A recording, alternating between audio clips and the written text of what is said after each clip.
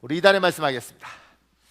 여호와께서 미워하시는 것 곧 그의 마음에 싫어하시는 것이 67가지이니 여호와께서 미워하시는 것 곧 그의 마음에 싫어하는 것이 67가지이니 곧 교만한 눈과 거짓된 혀와 무지한 자의 피를 흘리는 손과 곧 교만한 눈과 거짓된 혀와 무죄한 자의 피를 흘리는 손과 악한 계교를 깨하는 마음과 빨리 악으로 달려가는 발과 악한 계계를 꾀하는 마음과 빨리 악으로 달려가는 발과 거짓을 말하는 망령된 증인과 및 형제 사이를 이간하는 자이니라. 거짓을 말하는 망령된 증인과 및 형제 사이를 이간하는 자이니라. 잠언 6장 16절에서 19절 말씀, 잠언 6장 16절에서 19절 말씀. 우리의 기도하겠습니다. 여호와 하나님이 기뻐하시는 것을 행하며 살겠습니다. 도와주옵소서. 여호와 하나님이 기뻐하시는 것을 행하며 살겠습니다. 도와주옵소서. 겸손한 눈과 진실한 혀를 주옵소서. 겸손한 눈과 진실한 혀를 주옵소서. 사람을 돕는 손과 선을 행하는 발을 주옵소서. 사람을 돕는 손과 선을 행하는 발을 주옵소서. 축복된 일을 계획하는 마음과 사람 사이를 화목하게 하는 능력을 주옵소서. 축복된 일을 계획하는 마음과 사람 사이를 화목하게 하는 능력을 주옵소서. 예수님의 이름으로 기도합니다. 예수님의 이름으로 기도합니다. 아멘. 아멘. 감사합니다. 여러분의 기도, 여러분의 선포대로 반드시 응답되어질 줄 믿습니다. 고맙습니다. 제가 이렇게 적었습니다. 세상 사람은 사람의 생각으로 살고 하나님의 사람은 하나님의 말씀으로 삽니다. 다시 한번요. 세상 사람은 사람의 생각으로 살고 하나님의 사람은 하나님의 말씀으로 삽니다. 시편 119편 50절이 있습니다. 여러분 읽으십시오. 시작. 이 말씀은 나의 곤란 중에 위로라. 주의 말씀이 나를 살리셨음이니이다. 말씀이 나의 곤란 중에 위로이고 말씀이 나를 살렸다고 이야기합니다. 세상 사람들은 생각으로 살고 하나님의 사람은 말씀으로 삽니다. 그 밑에 작은 1번에요. 사람은 생각을 합니다. 저 사람은 생각이 너무 많아 라는 표현은 조금 부정적 의미로 다가옵니다. 그러나 이 사람은 참 생각 없는 사람이야 라는 표현은 굉장히 모욕적 의미로 다가옵니다. 사람이란 존재만이 생각을 합니다. 닭이나 개나 소가 생각하지 않습니다. 그들은 느끼지 생각하지 않고요. 그들은 생각하고 계획하고 가지 않고 본능적으로 움직입니다. 그런데 어린아이들 중에는 TV 만화를 자꾸 보다 보니 애들이 심지어 말과 소도 생각을 하고 스펀지까지 생각하는 줄 아는데 아셔요? 스펀지팝? 그런데 사람만이 생각할 수 있습니다. 사람만이. 그리고 그 생각이 때로는 많은 사람도 있고 때로는 적은 사람도 있고 생각이 없는 사람도 있죠. 그러니까 생각이라는 건 인간에게 굉장히 중요합니다. 그 밑에요. 세상 사람의 생각은 시대적 상황, 당면한 현실, 그곳의 분위기 등에 바탕을 두고 있습니다. 그래서 항상 유동적이고 상대적입니다. 세상 사람의 생각은 옳고 바름의 판단 기준이 될 수 없습니다. 일리가 있을 뿐입니다. 사람이 생각하고 사는데 그 생각은 상황과 시대와 환경에 따라서 바뀌는 거예요. 지금도 우리는 여인들이 자유롭게 다니지만 중동은 이렇게 그들이 천으로 다 얼굴까지 다 감싸고 심지어 눈까지 다 부르카라는 걸로 가리고 삽니다. 같은 시대를 사는데 지금 한국과 여기는 다릅니다. 이 사람은 이게 옳다고 생각하고 이 사람은 이게 옳다고 생각합니다. 우리 시대를 보면 우리도 조선시대 때 양반집 여자들은 얼굴을 가리고 살았습니다. 집에서는 열었지만 바깥에 나올 때 가렸죠. 지금 시대는 그러지 않습니다. 시대에 따라서 생각이 달라지는 거죠. 사람의 생각은 장소에 다르고 시대에 따라 다르고 환경에 따라 다릅니다. 그게 사람의 생각입니다. 그러니 누가 무슨 말을 하면 일리가 있어요. 어떤 부분에 맞는 거죠. 아 그래 일리가 있다. 근데 그 일리가 있는 생각이 다른 이야기를 들으면 저것도 일리가 있는데 이렇게 되는 거예요. 그래서 인간의 생각은 절대적 기준이 될 수 없고 인간의 생각은 어떤 판단을 할 때 명확하게 누구도 고개를 끄덕이면서 맞아 당연한 거야 이렇게 할 수 있는 게 아니라는 겁니다. 일리가 있어. 근데 꼭 그래야 될까? 그 밑에요 3번에 잘못된 생각이 사람의 마음에 들어와서 뿌리를 내리고 자라면 그 사람뿐만 아니라 그 사람 주변 사람도 아주 큰 고통을 겪습니다. 사람의 생각이 어떤 사람에게 어떤 생각이 들어오죠. 그리고 들어와서 그것이 뿌리를 내리고, 그리고 그것이 자라면 때로는 이 사람 한 사람에게 영향을 주는 게 아니라 이 사람이 사회적 지위가 높고, 그리고 많은 사람에게 영향력을 끼칠 자리에 올라가면 이 사람 덕분에 내 주위 사람이 굉장히 불행할 수도 있고, 내 주위 사람들 굉장히 고통받을 수도 있습니다. 예를 들면 히틀러라는 사람이 있지 않습니까? 그 사람은 아리안족, 순수 독일계 아리안족의 피가 깨끗하고 이들은 아주 좋은 종족이기 때문에 인류의 발전에 기여할 수 있다고 생각했습니다. 그런데 이 순수한 피를 유대인이라는 더러운 피와 섞이는 순간 종족이 타락하고 부패한다고 생각했습니다. 그래서 유대인들을 학살한 거죠. 그가 가지고 있는 이 생각 하나가, 그의 생각 하나가 600만 명을 죽여도 전혀 문제가 없는 일들로 가는 거예요. 누가 어떤 생각을 가지고 있느냐에 따라서 자기 혼자만이 아니라 내 가족과 내 친족과 심지어 내 민족이 힘들어지는 거죠. 그래서 우리나라도 6.25 전쟁 같은 경우에도 이 공산주의라는 이데올로기가 사람보다 소중했던 사람들이 있었죠. 그래서 이 땅이 공산주의가 되는 것이 좋다는 이유만으로 심지어 그것이 형제를 죽이고 삼촌을 죽이고, 그리고 내 부모하고 등을 돌리는데도 불구하고 그 생각을 잡았던 사람들이 있습니다. 그들 나름대로 순수했는지 모르지만 그 결과가 굉장히 어려움을 자초한 거죠. 나라가 너무너무 고통스러운 상황에 빠지게 된 거예요. 그러니까 사람의 어떤 생각들, 그 생각이 들어와서 자리를 잡고, 그 자리 잡은 생각이 나에게만 영향이 있는 게 아니라 내 주위까지 영향이 미치고, 그리고 잘못되면 많은 사람들이 고통을 받는다는 겁니다. 그 밑에요, 4번에요. 우리의 생각, 하나님의 사람의 생각은 성경의 말씀에 바탕을 두고 있습니다. 시대적 상황에 잘 맞지 않아도, 당면한 현실과 좀 부딪혀도, 그곳의 분위기를 잘 살리지 못한다고 세상 사람이 눈치를 주어도 우리는 성경적으로 생각합니다. 그리고 성경적 생각에 따라 말하고 행동합니다. 세상 사람들의 생각은 이렇게 변화되어지고, 그리고 상황과 환경에 따라서 가변적이고 상대적입니다. 그런데 우리 하나님의 사람들은 사람의 생각으로 사는 것이 아니라 우리는 하나님의 말씀으로 삽니다. 수천 년 동안 이 말씀을 들고 이 말씀이 말하는 대로 행동하고 이 말씀들이 가르치는 방향대로 우리는 움직였습니다. 그래서 우리는 절대적인 기준이 있는 거예요. 일리가 있는 게 아니라 명확한 기준이 있고 명확한 바탕이 있는 겁니다. 이게 여러분과 제가 살아가는 겁니다. 세상 사람들은 지금 굉장히 혼란스럽습니다. 왜 혼란스럽냐면 옛날에는 정확한 기준이 있다고 생각하고 살았습니다. 세상이 발달되면서 정확한 기준이 사라진 거예요. 모든 것이 일리가 있다 보니 헷갈리는 세상을 삽니다. 예를 들면 제가 고등학교를 다닐 때 늘 선생님들한테 이런 말들을 듣고 자랐습니다. 높이 나는 새가 멀리 본다. 그러니 얘들아, 높이 날아라. 멀리 봐야 된다. 그리고 그때 유행했던 책이 리처드 버크라는 사람이 쓴 갈매기의 꿈이었습니다. 갈매기, 조나단 리빙스톤이라는 갈매기가 있고, 이 갈매기가 더 높이 날기 위해서 몸부림을 칩니다. 그래서 높이 떠서 멀리 보는 거예요. 그리고 그게 우리들은 읽으면서 그래, 높이 날아야 돼. 높이 나는 것에서 누구 하나 토를 달지 않았고, 높이 날아서 멀리 보는 것을 모두가 목적이라고 생각했고 그렇게 생각했습니다. 근데 어느 날 누군가 이야기하는죠. 높이 날아서 멀리는 보는데 자세히는 안 보여. 왜냐하면 높이 있으니까 자세히 안 보여. 그러니까 낮게 날으면 자세히 보는 거야. 그러니까 낮게 나는 것도 굉장히 유익해. 자세히 보는 것도 굉장히 중요하다. 이러는데 모두가 이게 답인 줄 알았는데 새로운 이야기를 하는데 일리가 있어요. 어허. 그러면서 생각이 나눠버리는 거죠. 이 생각하는 사람도 있고 이 생각하는 사람도 있습니다. 그러면서 생각이 점점 많아지니까 뭐가 옳은지를 모르는 거죠. 지금 여러분과 저는 이런 시대에 살고 있습니다. 그래서 맞다고 생각했는데 바깥에 나가서 사람들의 이 생각 듣고 저 생각 듣고 저 생각 듣고 돌아오면 헷갈려서 오는 겁니다. 저는 박명수란 개그맨은 어록이 있더라고요. 전 그 어록이 참 놀랍더라고요.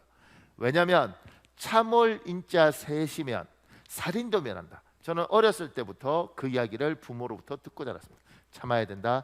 참을 인자 세면 살인도 면한다 그랬다. 그러니 얘야 참아야 된다. 이렇게 듣고 자랐어. 당연히 참아야죠. 누가 뭐라고 참을 자 사이시면 살인다 그냥 참으세요 이렇게.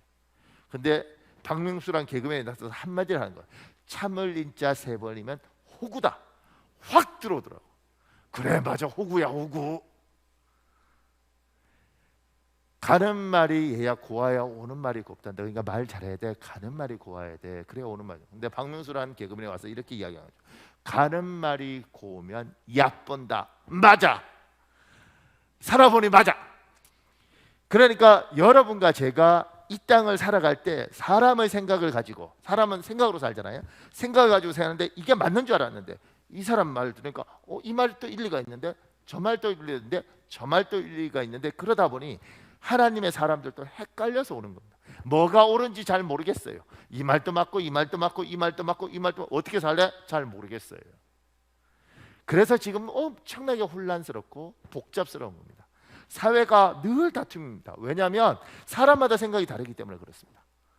근데 여러분과 저는 그 인간의 생각으로 사는 것이 아니라 하나님의 말씀을 바탕으로 해서 말씀을 따라 행동하고 말씀을 따라 사는 겁니다. 우리는 일리가 있는 게 아니라 절대적 기준이 있습니다. 하나님의 말씀 안에 인간의 생각을 버리고 그 말씀을 찾고 사는 사람들입니다. 우리는 헷갈리는 사람들이 아닙니다. 그래서 여러분들이 바깥에서 헷갈릴 때 예배당에 와서 하나님 말씀 들으면서 생각을 잡아가는 거예요. 인간의 생각이 아니라 하나님의 말씀에 근거해서 하나님의 생각을 붙들고 사는 거예요. 말씀을 붙들고 사는 겁니다. 우리는 선명한 기준이 있습니다. 수천 년 동안 우리는 지켜야 될 기준이 명확한 사람들입니다. 그 밑에 5번에요.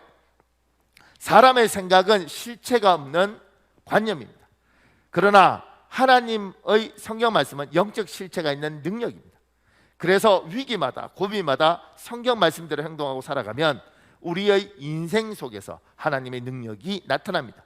위기와 난관이 결국 극복되고 돌파됩니다. 사람의 생각은 그냥 생각이에요. 자기 내 속에 있는 작용이란 말입니다. 근데 하나님 말씀은 하나님으로부터 와서 이 말씀은 능력이 있고 실체가 있습니다. 이 말씀은 환경을 변화시키고 상황을 변화시킵니다. 하나님이 그 말씀을 이 땅에 주실 때 능력으로 주셨습니다. 그래서 여러분과 저는 듣고 좋은 말이 아니라 듣고 그 말씀을 붙잡고 살아갈 때 이것이 어려움을 돌파하는 능력이라는 거죠. 그래서 그 말씀을 외우게 하고 그 말씀을 붙들게 하고 그 말씀을 생각하고 그 말씀을 따라서 하는 겁니다. 세상 사람들이 말하는 생각과 우리의 말씀은 똑같이 보이지만 굉장히 다릅니다. 조금 더요. 그 밑에요. 이사야 41장은 하나님이 고통스러운 환경 속에 살아가는 자기 백성 이스라엘 사람들에게 하신 말씀입니다. 우리를 향한 하나님의 약속이고 우리를 향한 하나님의 계획입니다. 이사야 41장 11절에 13절 여러분 읽으십시오. 시작. 보라, 내게 노하던 자들이 수치와 욕을 당할 것이요 너와 다투는 자들이 아무것도 아닌 것 같이 될 것이며 멸망할 것이라. 내가 찾아도 너와 싸우던 자들을 만나지 못할 것이요 너를 치는 자들은 아무것도 아닌 것 같고 허무한 것 같이 되리니 이는 나 여호와 너희 하나님이 내 오른손에 붙들고 내가 너를 도우리라 할 것임이니라. 이사야 41장은 이스라엘 백성들이 바벨론 포로로 잡혀가 있을 때 하나님이 하셨던 말씀이라고 우리는 생각합니다. 이스라엘이 나라가 망했어요. 나라가 없어졌습니다. 그리고 그들 모두가 노예가 되었습니다. 식민지 백성이 되었습니다. 그래서 자기 땅에 있는 것이 아니고 끌려서 저 바벨론까지 끌려갔습니다. 끌려가서 있는 사람들에게 하나님이 이야기하는 겁니다. 이사야의 이 말씀을 통해서 이야기하는 건 뭐라 그래요? 보라, 내게 노하던 자들이 수치와 욕을 당할 것이요 너를 힘들게 했던 사람들에게 내가 수치와 욕을 당하게 할 것이다. 너와 다투던 자들이 아무것도 아닌 것 같이 될 것이다. 멸망할 것이다. 내가 찾아도 너를 싸우던 자들, 바벨론 사람들, 이런 사람들 만나지 못할 것이고 너를 치는 자들은 아무것도 아닌 것 같고 허무한 것 같이 될 거다. 왜냐하면 내가 너를 도울 것이기 때문에 그렇다. 하나님이 이스라엘 사람들에게 말씀을 주십니다. 하나님의 앞으로의 계획, 그리고 하나님이 하실 일들에 대해서 이스라엘 사람에게 주십니다. 그러면 이 생각을 하나님의 말씀으로 주시는 이유는 뭐냐면 우리의 머릿속에 너무너무 복잡하고 어떻게 가야 될지 모르는 우리에게 하나님이 이야기하시는 거. 얘야, 내가 너를 치던 자를, 내가 너에게 고통을 주던 자에게 내가 이렇게 하겠다. 이것이 나의 계획이고 이것이 나의 약속이다. 그러니 사랑하는 내 백성아, 이거 붙들고 살아라. 왜냐하면 결국 이렇게 될 거다. 나의 말은 분명한 기준이 있다. 이 생각, 너의 생각대로 살지 말고 이 말씀대로 살아라. 내가 이걸 너에게 준다. 그러면 하나님의 사람들은 이걸 붙들고 사는 거예요. 내 생각은 복잡하더라도, 내 생각에는 여러 가지 생각이 있더라도 하나님이 약속하신 이 말씀을 딱 붙들고, 하나님이 이렇게 말씀하셨으니까 우리는 이게 기준이고, 반드시 이 말씀은 그냥 있는 것이 아니라 영적인 실체가 있는 것이니까 이루어질 것이다. 그걸 믿고 가는 겁니다. 그 밑에요, 사람의 생각은 사람의 생각으로 이길 수 없습니다. 그러나 하나님의 말씀은 사람의 생각을 이깁니다. 히브리서 4장 12절에 있습니다. 여러분 읽으십시오. 시작. 사실 하나님의 말씀은 살아있고 힘이 있으며 어떤 쌍난칼보다 날카롭습니다. 그래서 사람 속을 꿰찔러 혼과 영을 가르고 관절과 골수를 갈라 마음의 생각과 속셈을 가려냅니다. 제가 조금 전에 사람의 생각은 나름대로 일리가 있다고 그랬습니다.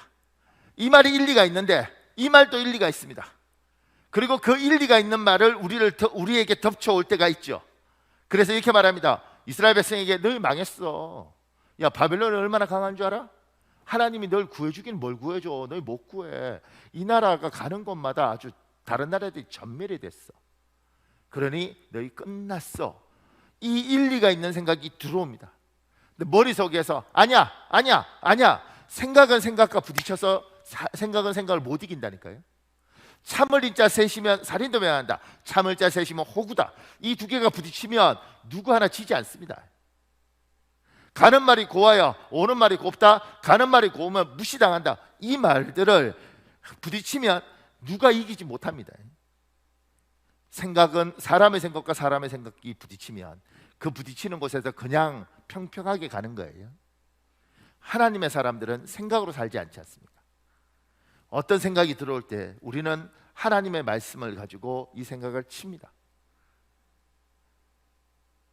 하나님의 말씀으로 이 몰려오는 두려움을 칩니다.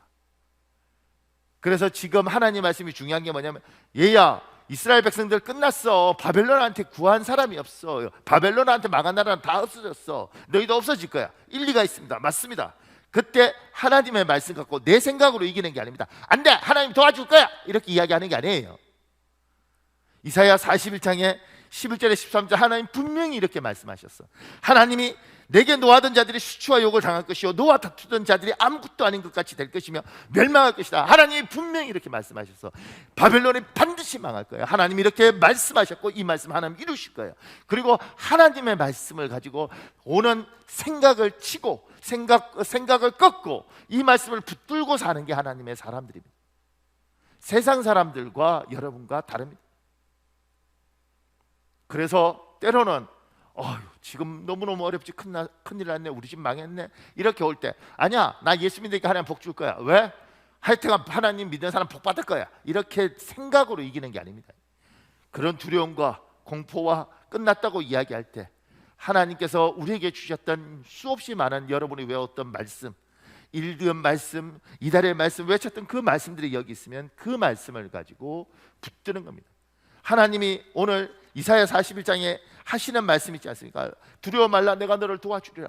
이 말씀이 있으면 이 말씀을 붙들고 이기는 거죠. 하나님, 너무너무 두렵습니다. 그러나 두려워 말라, 내가 너를 도와주라고 말씀하신 이 하나님이 도와주십시오. 그리고 생각을 이기라는 게 하나님 말씀으로 오는 생각들을 쳐내고 인간적인 일리가 있다고 밀고 오는 생각을 부딪혀서 이기는 겁니다. 그래서 질문하죠. 당신에게는 어떤 하나님의 말씀이 있습니까?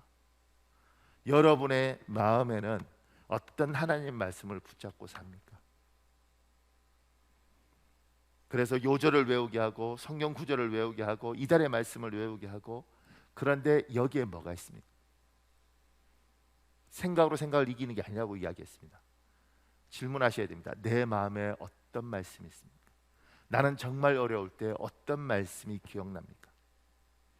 그리고 그 말씀으로 생각을 꺾고 이길 수 있습니까?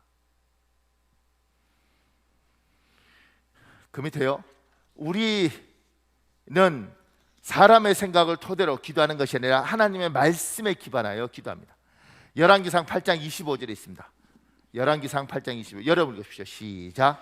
이스라엘의 하나님 여호와여, 주께서 주의 종 내 아버지 다윗에게 말씀하시기를 내 자손이 자기 길을 삼가서 내가 내 앞에서 행한 것 같이 내 앞에서 행하기만 하면 내게서 나서 이스라엘의 왕위에 앉을 사람이 내 앞에서 끊어지지 아니하리라 하셨사오니 이제 다윗을 위하여 그 하신 말씀을 지키시옵소서. 여러분과 제가 하나님의 말씀 생각이 아니라 하나님의 말씀이 우리에게 있다면 그 말씀을 그냥 가지고 있는 것이 아니라 그 말씀을 붙들고 기도하는 겁니다. 오늘 열왕기상 8장 25절은 솔로몬의 한 기도예요. 솔로몬이 하나님, 우리 하나님 사랑하니까 복 주세요 이렇게 이야기하지 않습니다. 솔로몬이 뭐라고 이야기하느냐면 주께서 주의 종 내 아버지 다윗에게 말씀하시기를 이렇게 하겠다고 하반절에 하셨사오니 이제 그 말씀을 지키시옵소서. 하나님 두려워하지 말라고 그러셨지 않습니까? 놀라지 말라고 그러셨지 않습니까? 하나님 이제 그 말씀을 지키시옵소서. 하나님 우리의 원수를 하나님이 반드시 갚아주신다고 이야기하셨고 하나님께서 우리를 회복시켜 주신다고 말씀하셨지 않습니까? 하나님 그 말씀을 지키시옵소서. 하나님의 말씀을 가지고 밀려오는 인간적인 생각을 쳐내고 그 말씀을 붙들고 하나님 앞에 기도하는 겁니다. 그래서 말씀을 외우라고 이야기하고 그래서 말씀을 붙들고 기도하라고 이야기합니다. 여러분에게 어떤 말씀이 있습니까? 생각보다 믿음이 좋아 보이는데 이 가슴 안에, 이 마음 안에 성경 구절이 없는 사람들이 있습니다. 붙들고 기도할 말씀이 없는 사람들이 있습니다. 생각했죠. 하나님 잘해 주실 거야. 난 그렇게 생각해. 그 근거가 뭐야? 없어. 난 그냥 그렇게 믿고 싶어. 그게 아니라 하나님의 말씀을 붙들고 생각이 밀려올 때마다 쳐내고 불안이 밀려올 때마다 꺾고 하나님 지금 솔로몬처럼 내 아버지 다윗에게 이렇게 약속하셨지 않습니까? 하나님 속히 이루어 주시옵소서. 하나님 주님께서 성경에 이렇게 말씀하셨고 이 말씀을 저에게 주셨지 않습니까? 이 말씀을 예배 시간에 주셨지 않습니까? 하나님 이 말씀을 속히 이루어 주옵소서. 여러분의 심령에 붙들고 기도할 수 있는 말씀, 인간적인 생각을 끊고 하나님의 것들로 붙들 수 있는 말씀이 충만하시길 우리 주 예수님 이름으로 축복합니다. 아멘. 그 밑에요. 그런데 이사야 41장 10절에 하나님은 우리에게 두려워하지 말라, 놀라지 말라고 말씀하십니다. 왜 하나님은 이스라엘 백성에게 이렇게 말씀하십니까? 이사야 41장 10절에 있습니다. 여러분 읽으십시오. 시작. 두려워하지 말라, 내가 너와 함께함이라. 놀라지 말라, 나는 내 하나님이 됨이라. 내가 너를 굳세게 하리라. 참으로 너를 도와주리라. 참으로 나의 의로운 오른손으로 너를 붙들리라. 놀라지 말라를 우리말 성경에는 걱정하지 말라 이렇게 표현해요. 현대어 성경은 제가 왜 붙여놨냐면 이렇게 됐습니다. 겁을 내지 말아라. 참 표현이 와닿습니다. 걱정하지 말아라, 겁을 내지 말아라. 하나님은 왜 우리에게 이렇게 말씀하시는가? 작은 일반에요. 하나님은 우리에게 실체가 없는 공허한 립 서비스를 하는 분이 아닙니다. 하나님은 약속하셨으면 반드시 그 약속을 지키시는 분이십니다. 이사야 40장 8절에 있습니다. 여러분 읽으십시오. 시작. 풀은 마르고 꽃은 시들지만 우리 하나님의 말씀은 언제까지나 효력을 발생하고 그대로 이루어진다. 하나님의 말씀은 효력이 있습니다. 하나님의 말씀은 효력이 있기 때문에 반드시 이루어집니다. 생각이 아니라 말씀은 나가면 실체를 만들어내는 겁니다. 이게 하나님의 능력입니다. 하나님께서 이스라엘 백성에게 회복시켜 주신다고 약속하셨잖아요. 이스라엘 백성에게 하나님이 축복하시겠다고 오늘 약속하셨습니다. 그런데 그렇게 약속하셨으면 하나님은 그 약속을 이루어 주십니다. 그런데 문제는 하나님께 문제가 있는 게 아니라 하나님의 약속에 문제가 있는 게 아니라 하나님이 하신 말씀에 문제가 있는 게 아닙니다. 문제는 사람에게 있습니다. 보세요. 그 작은 이번에요. 하나님의 약속, 하나님의 말씀 문제가 없습니다. 우리가 문제입니다. 사람은 감정이 있습니다. 그 중에서 두려움, 걱정, 급냄 등의 감정은 우리의 판단력을 흐리게 하고 의사결정을 조급하게 합니다. 그래서 신중하지 못한 행동을 유발하고 잘못된 선택을 하게 합니다. 여러분과 저에게 하나님 약속하셨습니다. 얘야, 내가 너를 복을 주겠다. 얘야, 내가 너를 축복하겠다. 내가 너의 길을 열겠다. 그러면 그 약속 믿으시면 됩니다. 그리고 사시면 됩니다. 때로는 그게 1년이 걸리고 2년이 걸릴지 모르지만 하나님의 약속을 붙들고 열심히 사시면 됩니다. 그런데 왜냐하면 하나님이 그렇게 하셨으니까 약속하셨으면 그 약속을 이룰 거라고요. 근데 우리한테 조급함이 있습니다. 우리에게 불안감이 있습니다. 사람이란 존재는 감정이 있기 때문에 이 감정 때문에 불안과 급냉과 이런 것들이 몰려옵니다. 그러면 판단력이 흐려집니다. 하나님이 인내하라고 이야기하셨는데 빨리 결정하지 않으면 사고가 날 것 같아요. 그래서 서둘러 뭔가 몰려서 확 결정을 합니다. 근데 그 결정이 내 인생을 굉장히 힘들게 만드는 거죠. 하나님께서 얘야, 나는 네가 한 1, 2년 충분히 기도하면서 인내했으면 좋겠다. 그러면 충분히 기도하고 인내하면 됩니다. 너무너무 힘들고 어려운 시간이지만 하나님이 약속하셨으니 그 약속을 믿고 인내하고 기도하면 됩니다. 그런데 불안해집니다. 이렇게 가다 다 끝나는 것 같습니다. 그래서 인내하지 못하고 기도하지 못하고 서둘러 누군가가 좋은 일이 있다 그래서 결정을 해버립니다. 근데 그 결정이 내 인생을 정말 구름통이로 몰아갈 때가 많이 있습니다. 악한 사단은 나에게 불안감을 주는 겁니다. 하나님이 약속하셨으면 하나님이 이루십니다. 이걸 믿고 인내하고 기도하고 지금 힘들지만 그 고통 속에서 성실하게 꾸준히 가면 결국은 하나님 일을 할 겁니다. 그런데 이 하나님을 할 때까지 꾸준히 그냥 가면 되는데 못 견디게 만드는 겁니다. 불안하고 겁이 나고 걱정이 되니까 판단은 판단대로 안 되고 뭔가 결정할 때 그렇게 결정하면 된다 막 서둘러 막 결정하는 겁니다. 그것이 나를 나중에 정말 회복할 수 없는 상황으로 만들 수 있습니다. 그 사람이 이야기하시는 거죠. 두려워하지 말라, 놀라지 말라. 얘야, 내가 약속했으면 내가 너에게 책임진다고 이야기했으면 책임지겠다. 하나님, 제 인생 어떡합니까? 책임져 줄게. 하나님 안 보입니다. 약속했으니까 얘야 책임져 줄게. 하나님 눈앞에 빨리 보여주십시오. 얘야 책임진다고 이야기했으니 너는 성실히 살아라. 내가 다 해결해 줄게. 그러면 힘들어도 믿고 가면 됩니다. 그런데 하나님의 약속을 들었는데 어느 날 두려움과 공포가 오고 겁냄이 옵니다. 이거 어떡하나. 그러다가 사기도 당하고 그러다가 엉뚱한 투자도 하고 그러다가 잘못된 사람하고 어울려 다니기도 하는 거예요.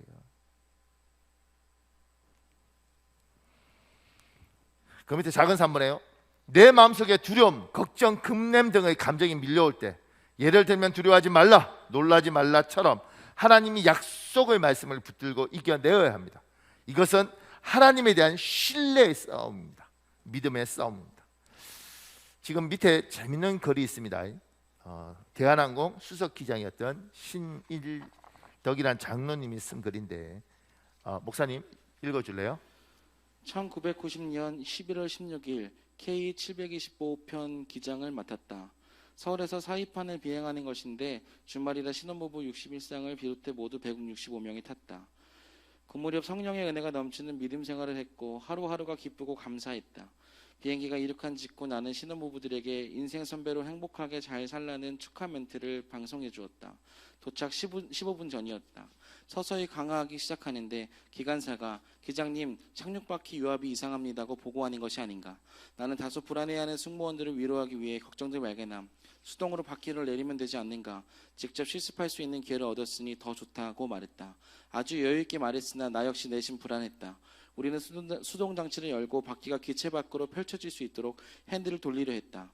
몇 번 힘을 주던 기관장이 얼굴빛이 하얗게 변했다. 기장님 큰일 났어요. 수동 장치가 안 돌아가요. 만약 비행기 바퀴가 나오지 않으면 동시에 착륙을 해야 하고 이때 지면과의 엄청난 마찰로 상상하기 힘든 불행한 사태가 생기는 것이 보통이다. 이 사실을 파악한 사이판 관제탑은 활주로를 이용하지 말고 잔디밭인 비상착륙장을 이용하라고 권했다. 놀란 나는 아직 시간이 조금 더 있으니 기다려달라고 요청했다. 의기양양하던 내가 한순간에 불안과 초조, 극심한 고통에 직면했다. 신혼 2개월의 부기장은 기장님 이제 어떻게 되는 겁니까? 라며 울먹였다. 그는 신참에다 불교 신자였고 기관장은 독실한 기독교인이었다. 나는 마지막까지 응급조치를 취하기로 했지만 승객들에게 마음의 준비를 시켜야 했다. 승객 여러분 죄송합니다. 기체 바퀴에 이상이 있어 동체 착륙을 해야 할지 모릅니다. 일단 본인들의 소지품을 모두 아비자 주머니에 넣어주시고 고개를 좌석 밑까지 숙여 최대한 자세를 낮춰주십시오. 그리고 사무장의 지시에 잘 따라주시길 바랍니다. 우리는 모두를 위해 하나님께 기도드리고 있습니다. 기내는 금방 웅성거리가 함께 신혼부부들이 서로 울고 난리가 났다. 나는 조종관을 부기장에게 맡기고 기관장과 함께 간절한 기도를 드리기 시작했다. 기도가 아니라 울부짖음이었고 절규였다. 더구나 승객들은 이제 막 결혼해서 새로운 인생을 출발하는 이들이 아닌가. 땀을 비오듯 쏟으며 간절히 기도드리는 내 마음속에 이사야 41장 7절 말씀이 부드럽게 들리기 시작했다. 두려워 말라 내가 너와 함께함이라. 놀라지 말라 나는 내 하나님이 됨이니라. 내가 너를 굳세게 하리라. 참으로 너를 도와주리라. 나의 의로운 오른손으로 너를 붙들리라. 나는 할렐루야 아멘을 큰 소리로 연변했는데 부기장은 내가 정신이 이상해진 것으로 판단, 기장님 정신을 차리세요라고 흔들었다. 나는 성령 충만했다. 이제 마지막으로 한 번 더 수송장치를 돌려보게. 이번에도 안 되면 동체 착륙을 하겠다고 관제탑에 알리게. 수송장치를 돌리는 순간 조금 전까지 그렇게 돌려도 움직이지 않던 그 장치가 한 손으로 술술 돌아가는 것이 아닌가. 마치 기름을 친 것처럼 바퀴가 하나둘 나오기 시작했다. 나는 조종실에서 큰 목소리를 외치기 시작했다. 하나님은 살아계십니다. 그리고 역사하십니다. 비행기 수송장치 착륙 사건은 현장에 있던 모든 승무원에게 하나님의 살아계심을 확고히 보여준 사건이었다. 나는 이때 모든 승객에게 감격에 떨며 이렇게 방송했다. 살아계신 하나님께서 오늘 우리의 소원을 들으시고 우리에게 큰 축복을 허락하셨습니다. 모든 영광을 하나님께 드립니다. 나는 이 놀라운 은혜를 승객들에게 전하지 않고는 견딜 수 없었던 것이다. 기내에서는 박수가 터져나오고 난리가 났다. 내 눈물은 비행기가 착륙해 계류장으로 완전히 들어갈 때까지 멈추지 않았다. 나는 이때부터 11월 14일을 기적의 날로 부른다. 하나님께서 살아계시며 역사하심을 분명히 보여주셨기 때문이다. 이때를 계기로 나의 신앙은 더 새롭게 바뀌었다. 아멘. 이분 재밌습니다. 이분이 고등학교 2학년 때 교회에 처음 갔어요. 그리고 예수님을 믿어서 시골 사람인데, 그래서 새벽마다 5시에 가서 교회 종을 쳤답니다. 고등학생이. 근데 이렇게 1년을 교회를 다니면서 이제 새벽 종을 치는데 꿈에 하얀 옷을 입은 분이 나타나더라는 거예요. 이분 내용이 그렇습니다. 간증집에 하얀 옷을 입은 분이 나타나서 이분에게 묻더라는 거예요. 뭐라고 물었냐면 왜 너는 새벽마다 종을 치느냐 이렇게 물었다는 거예요. 그래서 이분이 이렇게 이야기했답니다. 하나님께 잘 보이고 복 주신다는 생각에서 칩니다. 아유, 참 솔직해요. 하나님께 잘 보이고 복 주신다는 생각에서 칩니다. 여기에 첫 번째 꿈을 꾸고 두 번째 이제 또 꿈을 꾸는데 며칠 후에 다시 하얀 옷을 입은 분이 나타나더라는 거예요. 그리고 그분이 묻더라는 거죠. 뭐라고 묻느냐면 너는 앞으로 뭐가 되려 그러냐. 그러니까 내 꿈이 뭐냐 이렇게 물었단 거예요. 그러니까 이분은 농업 고등학교를 다니고 있어서 자기는 평생 농사꾼으로 살 거라고 생각하는데 그렇게 너는 앞으로 뭐가 되려 그러냐 이렇게 물으셨을 때 자기도 모르게 저 하늘을 날고 싶습니다 이렇게 이야기했다는 거예요. 그래서 자기도 말하고 너무 놀랐다는 거죠. 자기는 그냥 농업 고등학교 나왔고 농사꾼으로 살 수밖에 없는 인생인데 집안 형편도 안 되고 그런데 그렇게 이야기하고 얼마 지나지 않아서 어떤 분이 국립항공학교라는 것이 있다는 걸 가르쳤대요. 그래서 그 당시에 20명을 뽑아서 10명은 자기 돈으로 공부하고 10명은 국가 돈으로 공부시켜서 비행기 조종사를 만드는 학교가 있는 거죠. 굉장히 높은 경쟁률이었는데 이분이 그 20명 중에 10명 국가에서 공부시켜주는 거기에 합격을 했고 그래서 마을에 경사 나서 뭐 아주 잔치를 했답니다. 그리고 이제 비행기 조종사가 되는 거죠. 이러면서 이제 하나님을 알아가는 과정이에요. 그런데 이분이 기장이 되어서 정말 어려울 때 신혼부부 61상 그냥 다 죽을 수 있는 판국에 그때 그 위기 속에 기도하면서 이 하나님의 말씀, 그러니까 우리는 생각으로 사는 사람들이 아니고 위기와 어려움이 있을 때 하나님이 말씀하셨던 이 말씀은 영적인 실체가 있는 것이라 이 말씀을 붙들고 위기를 고난을 돌파하는 거예요. 그걸 붙들고 기도하면서 그 어려움을 넘어가는 사람들이에요. 그 질문하는 거죠. 당신의 마음에, 당신의 심령에 어떤 하나님의 말씀이 있는가? 옛날에는 수없이 많은 성경 구절이 여기에 꿈틀거리고 기도할 때마다 그 말씀 붙들고 기도하고 그 말씀이 충만했던 사람이 어느 날 그 말씀이 하나도 없는 경우도 있습니다. 나에게 이렇게 성경 구절이 없었나? 나는 아무 생각이 나지 않는구나 말씀이. 이런 사람도 있습니다. 질문하는 거죠. 어떤 구절들이 있습니까? 여러분에게는 어떤 말씀을 붙들고 사십니까? 하나님이 어떤 말씀을 주셨습니까?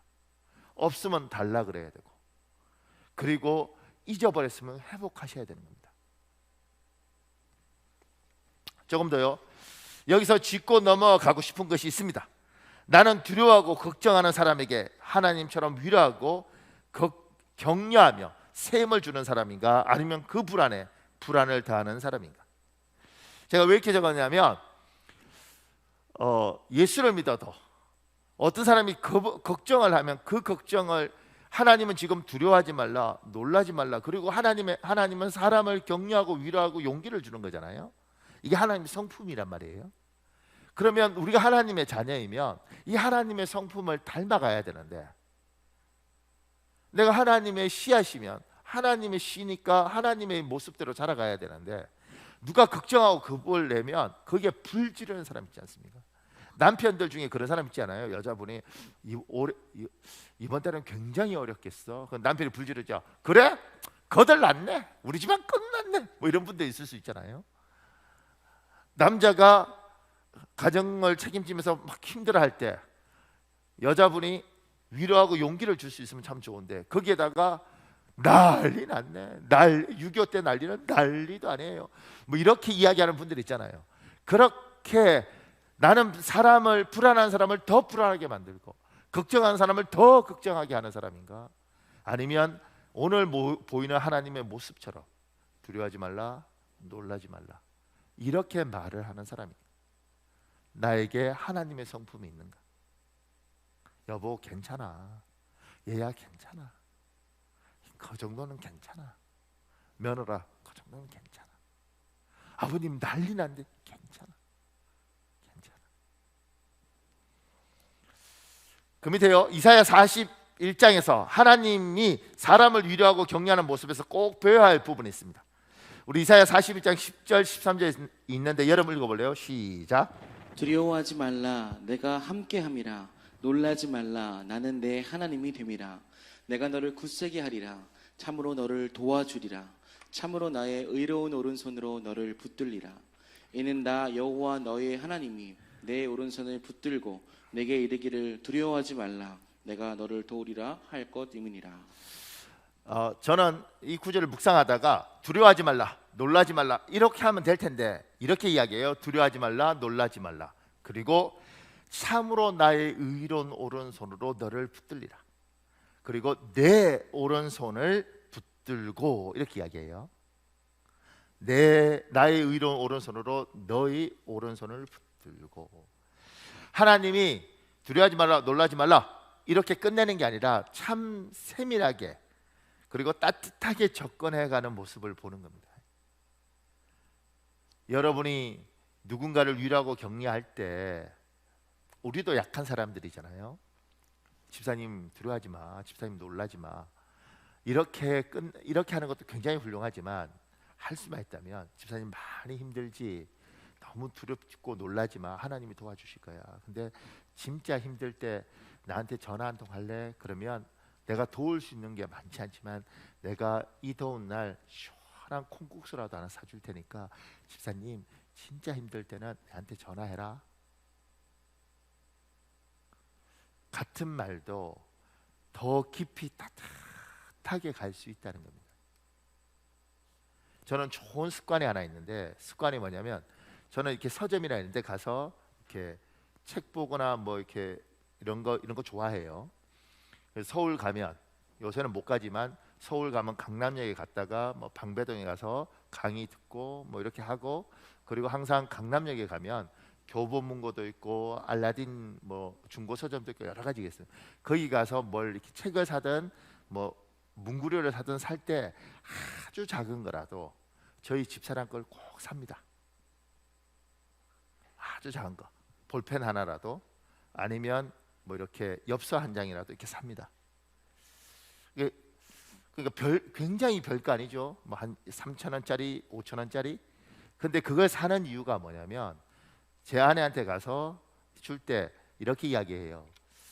여보, 내가 이거 뭐 사다가 당신 생각이 나서, 그래서 그냥 당신한테 필요 없어도 생각이 나서 그냥 샀어. 이렇게. 어떤 분이 사모님 참 대단하셔, 목사님하고 왜 사는지 모르겠어, 이런 분은 있는데 다 살 때는 이유가 있습니다. 곰도 구르는 재주가 있는 것처럼 저도 우리 부부가 어떻게 사는 재주가 있습니다. 그러니까 그런데 그런 생각이 늘 있더라고요. 뭐 하다가 이 사람한테, 그러니까 아주 작은 거다 그라도 그 속에서 세밀함이 있고 따뜻함이 있는 거예요. 하나님의 성품을 닮아서 여러분과 제가 누군가에게 두려워하지 마십시오, 놀라지 마십시오, 이렇게 이야기도 하지만 조금 더 들어가서, 한 발 더 들어가서, 집사님 진짜 어려울 때는 내한테 이야기했으면 좋겠다. 그러면 내가 도울 수 있는 방법을 찾을게. 내가 무슨 힘이 있겠어. 그런데 집사님, 내가 할 수 있는 걸 할게. 정 못하면 내가 밥 한 끼라도 따뜻하게 살 테니까 집사님 이야기해.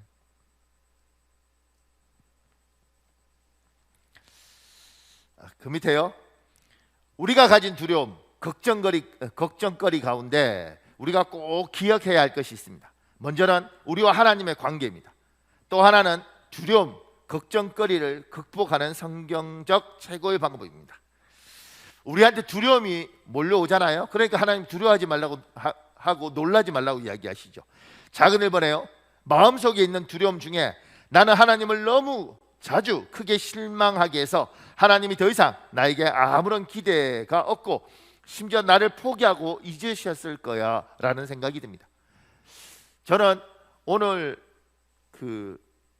지금 시대를 살아가는 우리들 중에 하나님이 나한테 실망 많이 하셨겠지? 그러니 하나님이 더 이상 나 같은 것한테 기대가 없을 거야. 내가 어디 하나님 한두 번 실망시켰냐? 하나님이 나한테는 이제 관심을 끄셨을 거야. 이런 마음들, 이런 좌절감의 마음을 가진 사람들이 있습니다.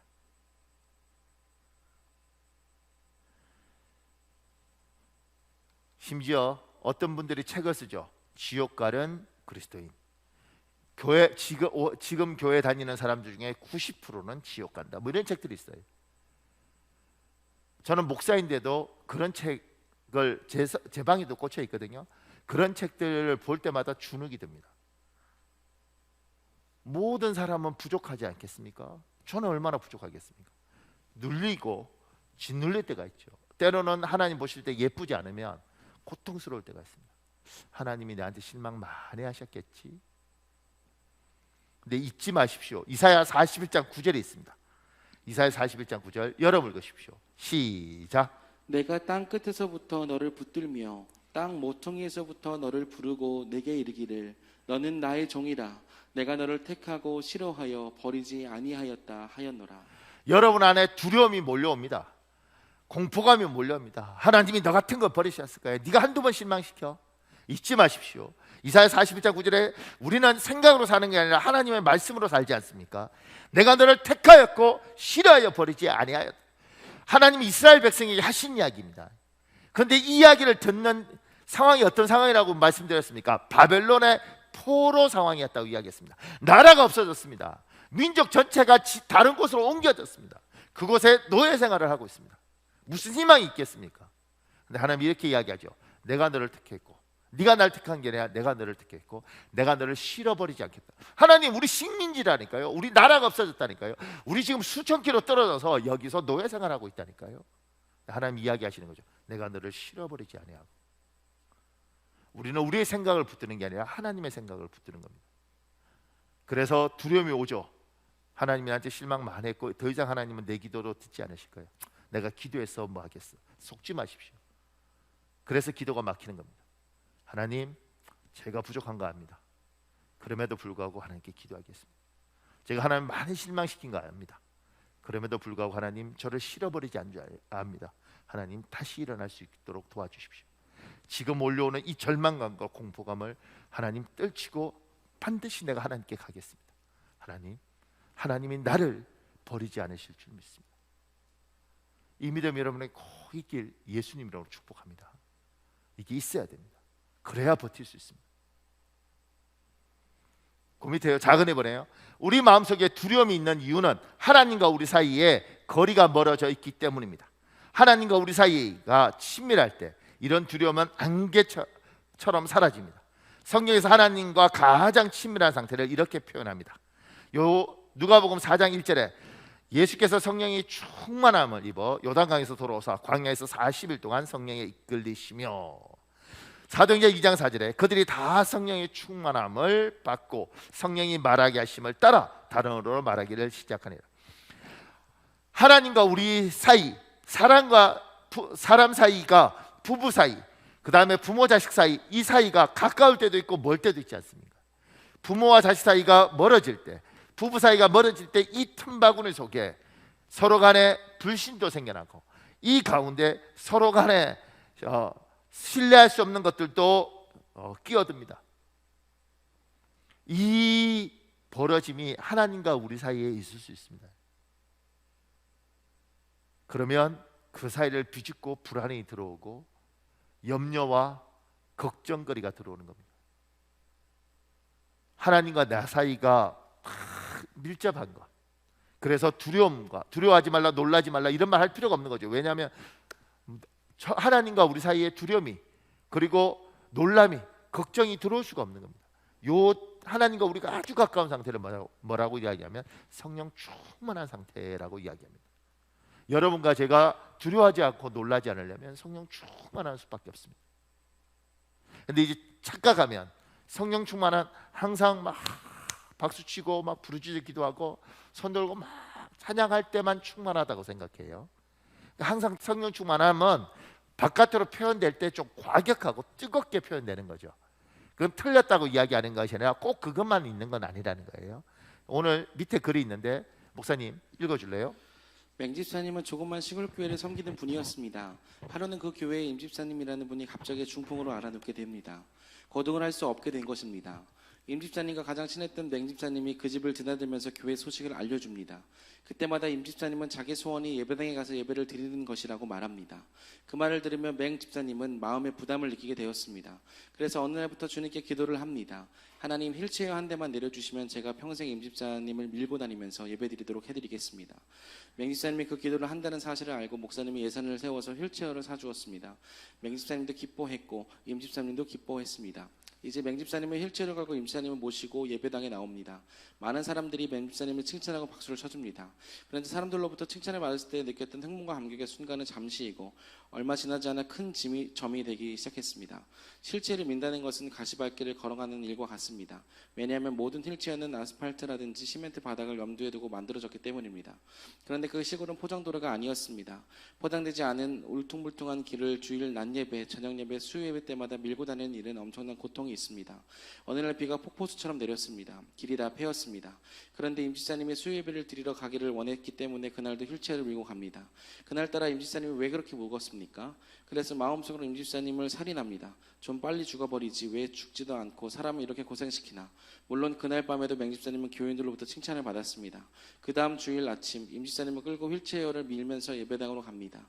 예배당 입구에 있는 구멍가게에서 믿지 않는 동네 사람들이 소주를 마시다가 맹집사님 보면서 칭찬을 합니다. 저 사람 천사요. 어떻게 자식도 못하는 일을 저렇게 할 수 있냐 말이요.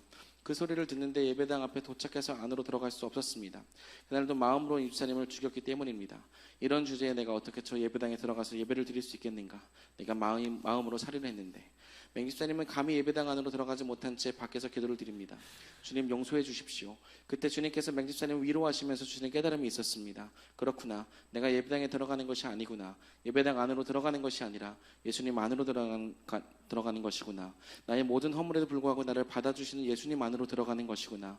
그 안에서 나를 용서해 주시고 사랑해 주시는 주님의 사랑을 힘입어서 주님을 증거하는 삶을 사는 것이 내 능력이 아니라 주님의 능력이구나. 지금 이 맹집사라는 사람이 느껴지는 이 감정, 하나님께서 이 사람에게 은혜를 주시면 이 사람이 이게 이거였군요. 하나님, 그때 하나님과 이 사람은 굉장히 가깝습니다.